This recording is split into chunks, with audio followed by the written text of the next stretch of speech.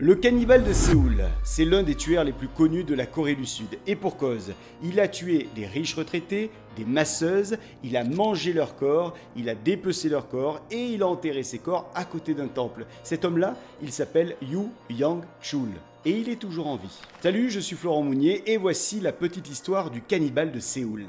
Nous sommes en Corée du Sud, dans une famille très pauvre, c'est là que va naître Yoo, et rapidement, il va développer un sentiment de haine envers les riches. Plus tard, Yoo se marie avec une femme, avec laquelle il a même un enfant. Cette femme-là, c'est une masseuse. Mais le couple ne va pas durer longtemps, et ils vont rapidement divorcer.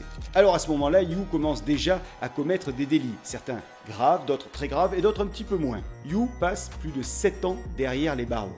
Mais quand il sort de prison, Yoo est prêt à recommencer, et en pire. C'est bien simple, Yoo semble vouloir se venger de la société. Alors pour ses premiers meurtres, Yoo va choisir une première cible, les retraités. Yoo va tuer ceux qu'il déteste à coups de marteau. Puis arrive la deuxième cible, ce sont des masseuses, comme son ex. Alors pour toutes ces victimes, la finalité est toujours la même. Yoo dépèce leur corps, puis il va les enterrer à côté d'un temple qui est au nord de Séoul.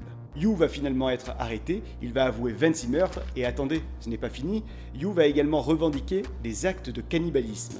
En effet, il dit avoir mangé le foie de ses victimes pour, je cite, purifier son esprit. Yoo a finalement été condamné à mort, mais à l'heure où on se parle, il est toujours en vie dans une prison de Séoul.